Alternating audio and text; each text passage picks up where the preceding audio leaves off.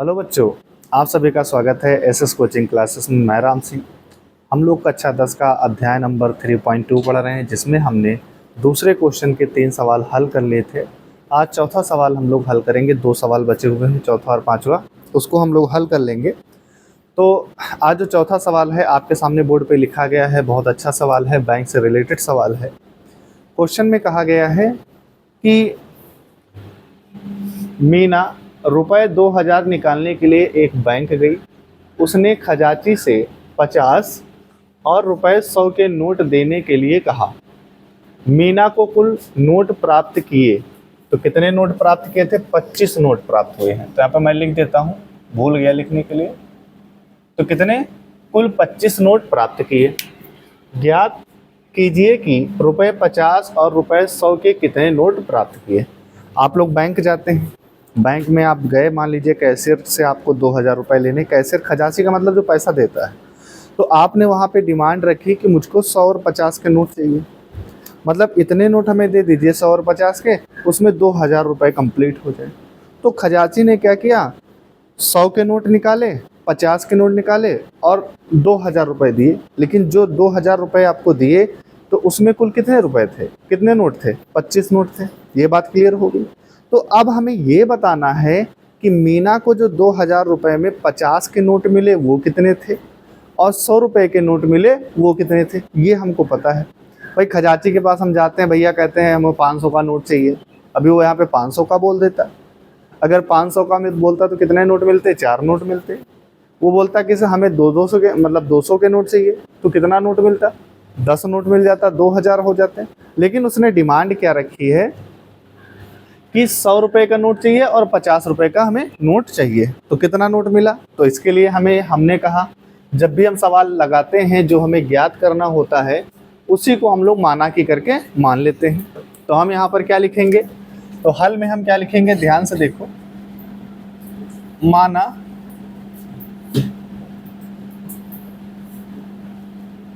रुपए 50 के नोट कितने हैं?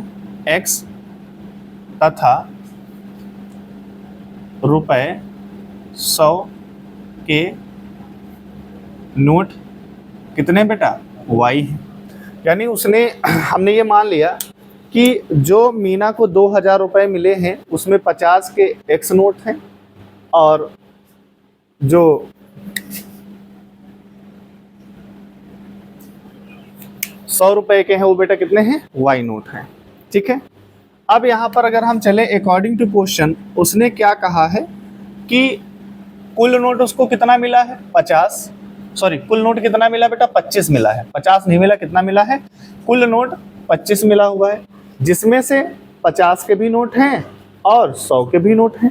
मतलब हम ये कह सकते हैं कि x प्लस वाई बराबर कितना मिला है? 25 नोट्स मिला। समीकरण 1 मान लीजिए। तथा अब ध्यान से देखिए क्या कह रहा है। कह रहा है कि उसने रुपए कितने निकाले हैं? 2000। मतलब टोटल उसको जो रुपया मिला है वो बेटा कितना है? 2000 मिला है। बात को समझिएगा। और उसमें किसके किसके नोट हैं? एक तो 50 का नोट है और दूसरे 100 के नोट हैं। अब जरा यहाँ पर देखो, कितने रुपए के नोट हैं? 100 रुपए के नोट हैं। तो y को आपने क्या, 100 के नोटों को आपने क्या माना है? y। तो यहाँ पर हम क्या लिखेंगे? 100y। 50 रुपए के नोटों को आपने क्या माना? x। तो यहाँ पर कितना हो जाएगा? 50x। तो यहाँ से एक समीकरण बन जाएगा, बन रहा समीकरण। अब यहाँ से कुछ कॉमन मिलने वाला है, तो यहाँ से आप 50 कॉमन ले लीजिए। 50 जब यहाँ से आप कॉमन लेंगे तो अंदर बचेगा सिर्फ x। क्या बचेगा बेटा? x प्लस इसको डिवाइड देंगे तो 2 आएगा, तो यहाँ पर बेटा कितना हो जाएगा? 2y। और यहाँ पर आप जाएंगे तो कितना आ जाएगा? 50 यहाँ से जब आप कॉमन लेंगे तो यहाँ पर हो जाएगा 50, और इसको बेटा मैं क्या लिख सकता हूँ? 40। ठीक है। एक तो काम ये कर लिया, कॉमन कर लिया। या आप ये लिख सकते हैं कि दोनों पक्षों में 50 से हमने क्या कर दिया? भाग देने पर, तो हमने यहाँ पर कॉमन लिया है। तो मैं इसको ऐसा लिख सकता हूँ 50 × 40, और इसमें से 50 कॉमन ले लिया। 50 से 50 कैंसिल आउट हो जाएगा, तो x प्लस का बेटा कितना हो जाएगा? 2y, और बराबर में कितना है? 40। इसको आप मान लीजिए समीकरण 2। यहाँ पर इसका पहले समीकरण का x देखिए, दूसरे समीकरण का x देखिए, दोनों आपस में क्या है? बराबर है।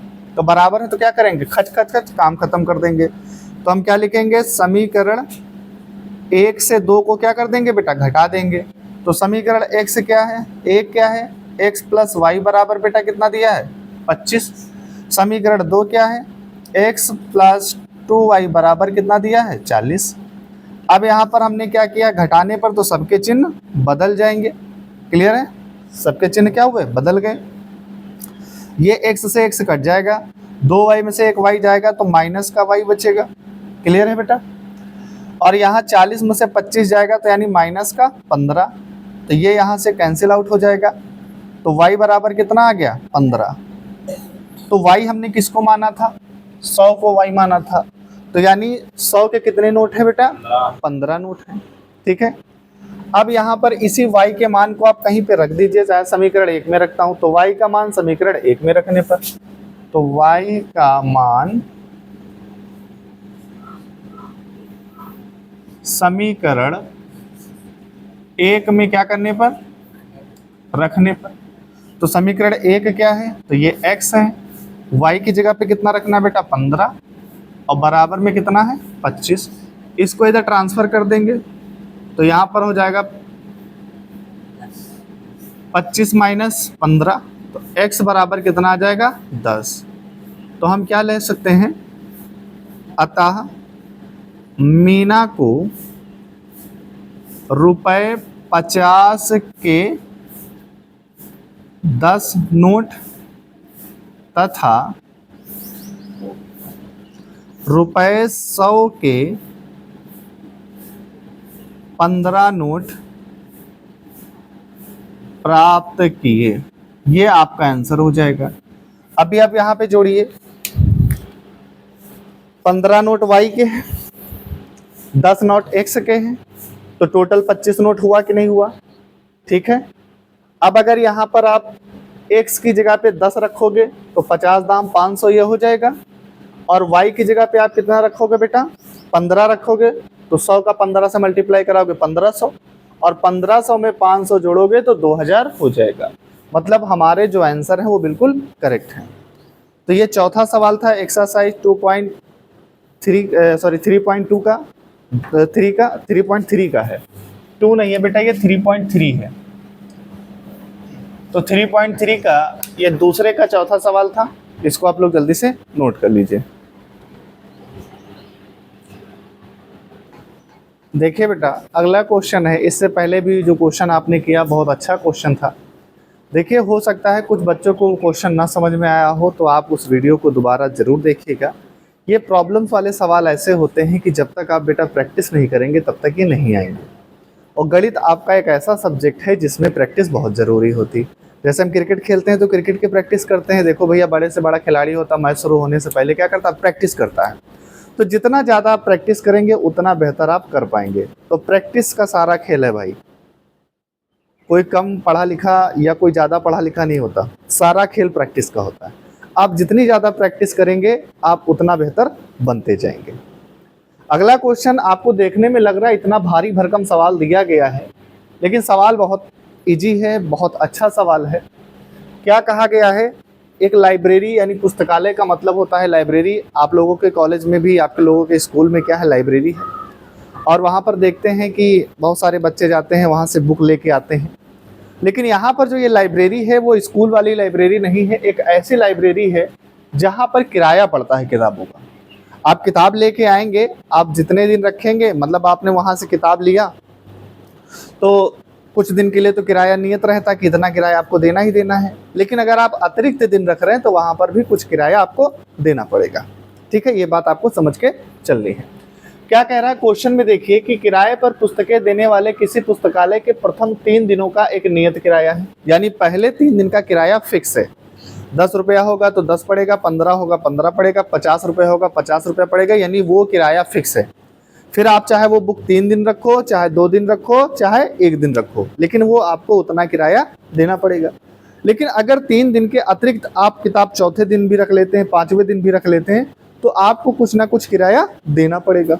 ठीक है, तो यही कहानी इस क्वेश्चन में चलने वाली है कि किराए पर पुस्तकें देने वाले किसी पुस्तकालय के प्रथम 3 दिनों का एक नियत किराया है। तथा उसके बाद प्रत्येक अतिरिक्त दिन का अलग किराया है। तो अतिरिक्त दिन का किराया क्या अलग है। सरिता ने 7 दिनों तक एक पुस्तक रखने के लिए ₹27 अदा किए। यानी एक लड़की है सरिता, उसने किसी पुस्तक को लाया और उसने पुस्तक को कितने दिन रखा है, 7 दिन रखा है, मतलब 4 दिन एक्स्ट्रा रखे। 3 दिन का तो नियत किराया था, 4 दिन उसने क्या रखे, एक्स्ट्रा किराया रखे, एक्स्ट्रा दिन रखे हैं, तो वहां पर भी क्या देना होगा, किराया देना होगा। तो उसने टोटल कितने रुपए दिए हैं, 27 रुपए अदा किए। कितने रुपए दिए, 27 रुपए दिए। जबकि सुशी ए ने एक पुस्तक 5 दिनों तक रखने के लिए उसने 21 रुपए अदा किए।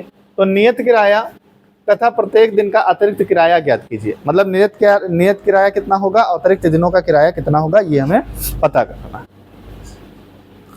तो सबसे पहले आप लोग यहाँ पर हल में आप लोग जैसे करते हैं वैसे करेंगे, हमें माना करके लिखना है। तो माना 3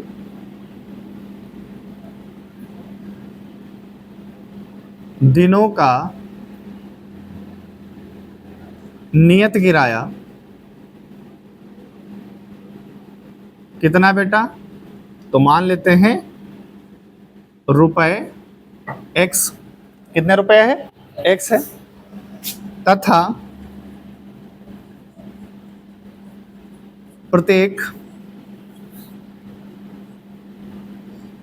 क्या लिखो, क्या लिख देता, अतिरिक्त दिन का किराया कितना है बेटा, ₹Y है।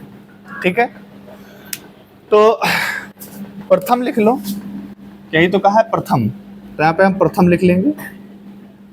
तो माना प्रथम 3 दिनों का नियत किराया X रुपए है तथा प्रत्येक अतिरिक्त दिन का किराया कितना है बेटा, Y रुपए है। अब यहाँ पर जो पहली लड़की है वो कौन है, सरिता है। तो सरिता ने कितने दिन बुक को रखा बेटा, 7 दिनों के लिए किताब को अपने पास रखा है। कितने, 7 दिनों। तो हम क्या लिखेंगे, लिखेंगे क्योंकि क्या लिखा है, सरिता ने 7, क्या लिखोगे बेटा, सरिता ने 7 दिनों तक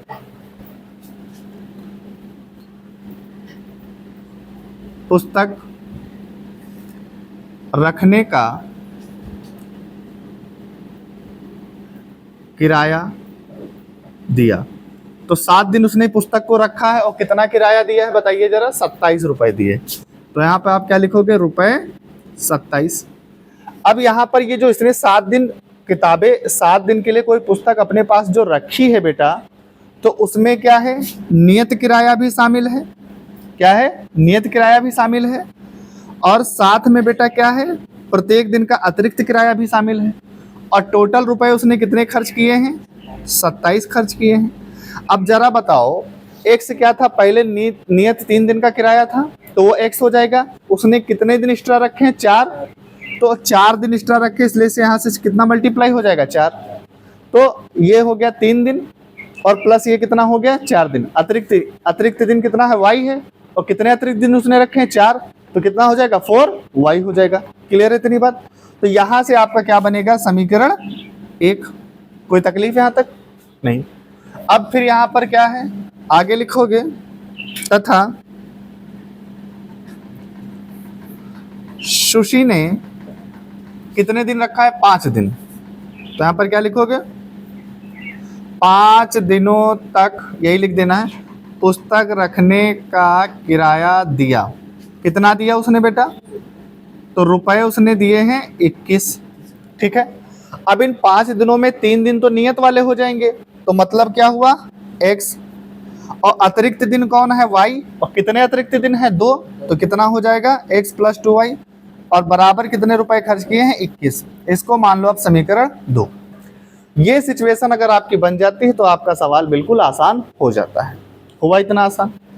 अब यहाँ पर ध्यान से देखो, हम क्या लिखेंगे, समीकरण X और X बराबर हैं, 1 को घटा देंगे बेटा किससे, 2 से।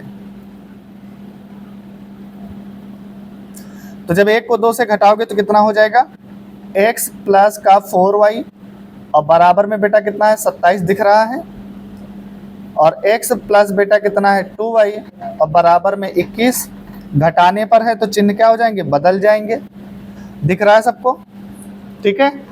अब ये तो बेटा यहाँ से क्या हो जाएगा, कैंसिल आउट हो जाएगा, तो 4 में से 2 जाएगा तो कितना बचेगा 2y।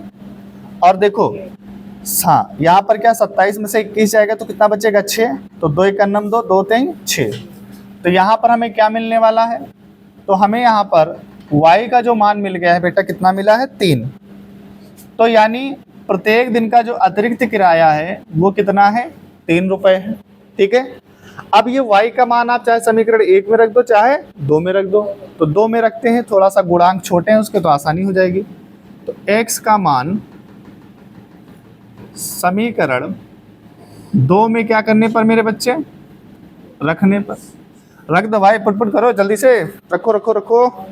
ये है x, ये आपका x है, प्लस 2 है, और y की जगह पे कितना रखना है, y की जगह पे 3 रखना है, तो रख दिया, बराबर कितना है बेटा 21 है। तो यहाँ पर क्या हो गया 21, तो यहाँ पर हो जाएगा x प्लस ये हो जाएगा 6 बराबर में कितना 21। इसको इधर ट्रांसफर कर दो, x का मान निकालना है, तो 21 माइनस 6, x बराबर कितना हो गया 15।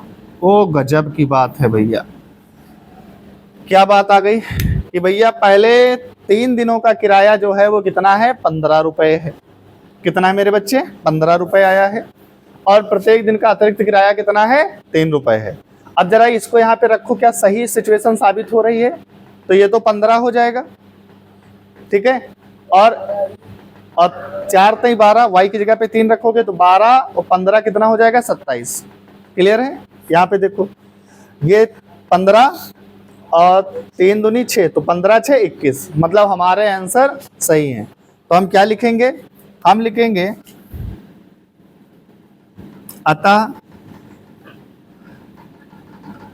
नियत किराया बेटा कितना है ₹15 तथा प्रत्येक अतिरिक्त दिन का